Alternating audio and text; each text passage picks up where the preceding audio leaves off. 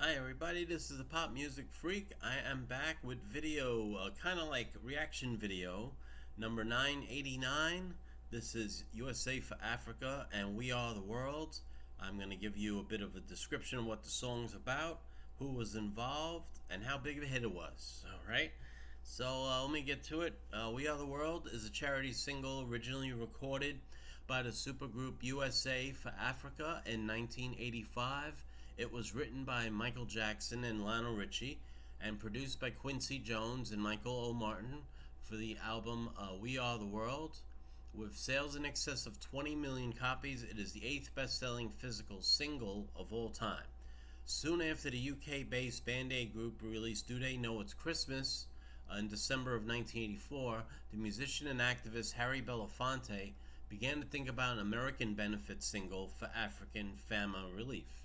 He enlisted fundraiser Ken Cragen to help bring the vision to reality. The duo contacted several musicians and enlisted Jackson and Richie to write the song. They completed the writing 7 weeks after the release of Do They Know It's Christmas, and only one night before We Are the World's first recording session on January 21st, 1985.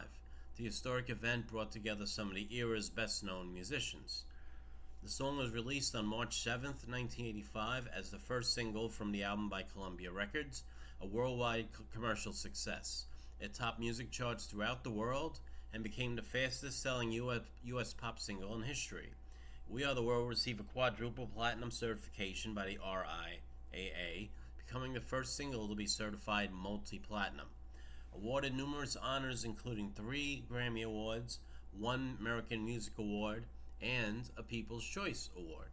So it was a big monster hit, right on the heels of Band Aid's Do They Know It's Christmas. Became an even way bigger hit in the USA, and brought together many of the very best musicians of the time period.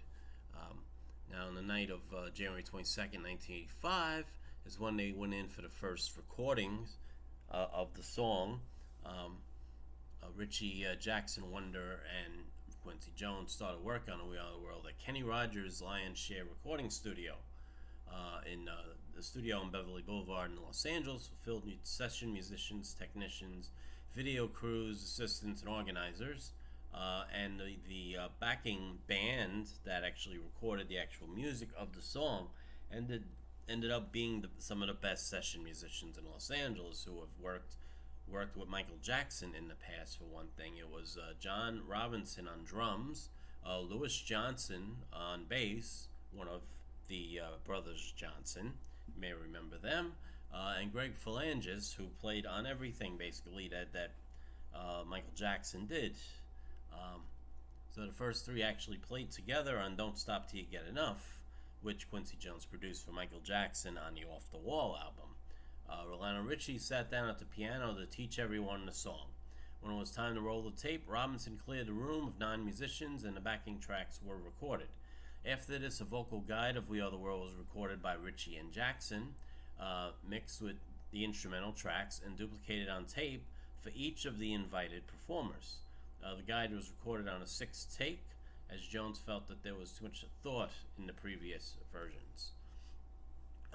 So now they ironed out the last little bit of lyrical content and musical content, and what had happened is, under very tight security and very confidential, this information was passed out. Tapes of the song and the words and the music was sent out to the artists that were all going to participate in the song.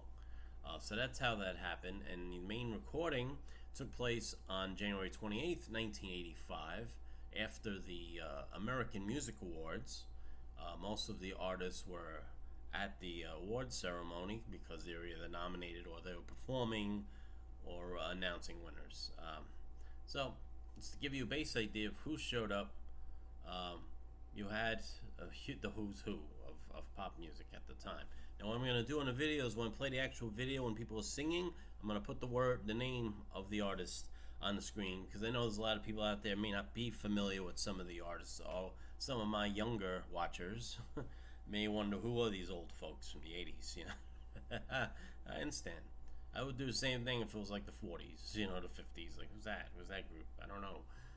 But to give you an idea of the performers on there, I'm going to go down the list very quickly here, and then I'll start showing the video. Okay, Quincy Jones was conductor because he was the producer of the song.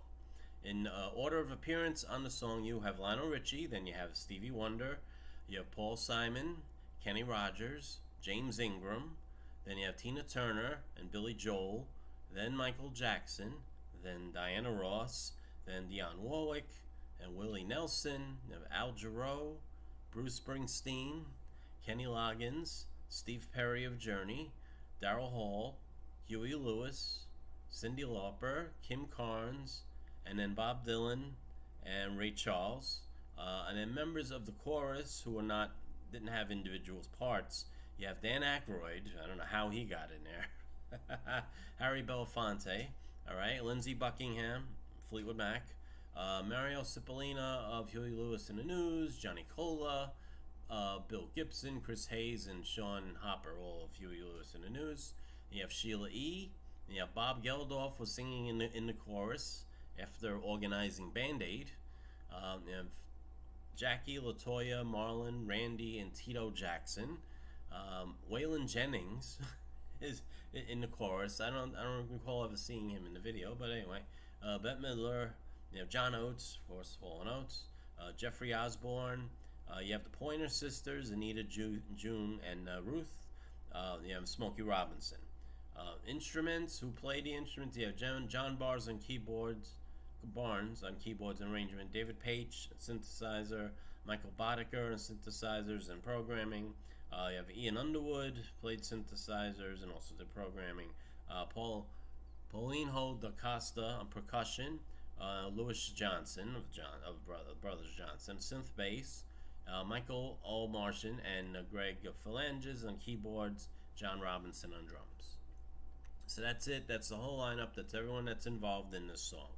Alright, now I'm going to start the video, and at a certain point in there I will cut in, give you a little bit more information. Okay, so let's do that. Okay, my friends, here is the chart information on We Are the World. On March 7th, 1985, We Are the World was released as a single in both 7-inch and 12-inch formats. The song was the only one released from the We Are the World album and became a chart success around the world. In the US, it was the #1 hit on the R&B singles chart, the Hot Adult Contemporary Tracks chart, and the Billboard Hot 100, where it remained for a month. The single had debuted at number 21 on the Hot 100, the highest entry since Michael Jackson's Thriller entered the charts at number 20 the year before. It took 4 weeks for the song to claim the #1 spot, half the time a single would normally have taken to reach its charting peak. On the Hot 100, the song moved from 21 to 5 to 2 and then #1. Let's play a good chunk more of this song. Alright, I'll be back. Alright, well, this song was definitely an all-star cast, probably one of the greatest ensemble of music artists together in one room there's probably ever been. Just amazing stuff. Now, I just wanted to make note there were some certain artists that were asked if they wanted to participate and backed out, and then there's some artists that showed up and wanted to be in on it and they were not let in. It's basically a thing where they had a certain number of seats, a certain number of spots in the song, and that was going to be it. What had happened is they had planned to have Prince invited Prince to be in on this song and was supposed to sing Huey Lewis's part, but what happened is Prince, some stories say he just didn't want to perform with all these other artists, that he's very much an individualist. Other people just claim that he just was very tired apparently from touring and promoting his movie and things, and just decided didn't want to be involved.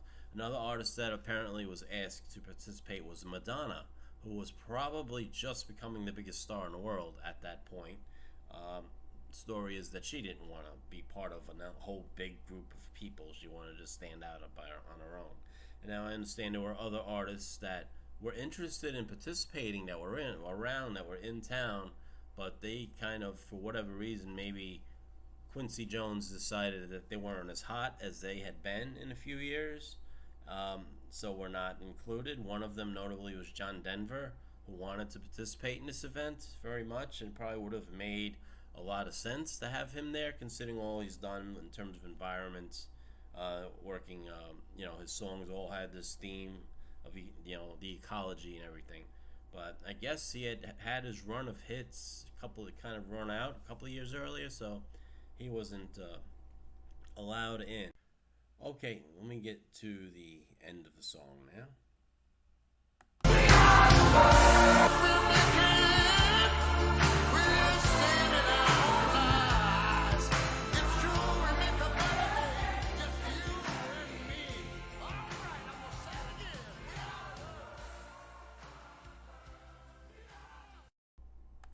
Alright, just an amazing song, an amazing group of people together for this performance. So, with the success of We Are the World, which is undeniable and just record-shattering, they decided we needed to do some more events to try and help fundraise some more, and the magic of Live Aid was started to come together. So on July 13th, 1985, you had London and Philadelphia with all-day non-stop superstar artists performing, and that was a magical day, and it was an opportunity for the song to be performed once again at the end of Live Aid in Philadelphia, where a good chunk of the artists who were on the original record were on that stage singing it again. The only big no-show was Michael Jackson. Apparently he was working on a project and he couldn't get to Philadelphia in time for the concert, so he didn't come. And then there were other things, other performances through years of the song. Naturally, Michael Jackson had done an impromptu version of it on an award show. It slips my mind which one it was. And the song was played in tributes to him after his death in 2009. So one thing I wanted to mention about those who have passed since this was recorded. So it's kind of like you'll never have the same exact group of people together again for that reason. Those who have passed away, we have Ray Charles, we have Al Jarreau has passed away, James Ingram as well. Let me just take a quick glance if there's anyone else on the list here. I don't think so. Let's see what we got here. No, I think, actually one of the Pointer Sisters has passed. Actually, I think two of them, I'm sorry to say. Forgive me if I'm mistaken. I think it's Ruth Pointer and June. I'm pretty sure that's the two of them. So yeah, it's kind of a thing. I mean, it's hard to believe it is actually 37 years ago when this event took place. But this is just to give you the idea of the magnitude of the event and all the artists involved. It was just an amazing record and amazing night indeed when they got together to record this. Alright, so that's about it. I want to thank you all for watching. Please subscribe, please hit that like button, please share us. And before the day's out, I am going to try to get one more charity single video up. It's going to be Sun City, Artists United Against Apartheid. This is a whole different African situation. This is South Africa. That's about, excuse me, a big place there that has a lot of big artists. It's a big casino, a big performance venue in Sun City that a lot of artists were protesting, did not want to participate, did not want to play there because of the apartheid that was going on in the 80s. So look forward to that, getting that done for you today. Alright, so I wish all of you peace and love, and have a wonderful day.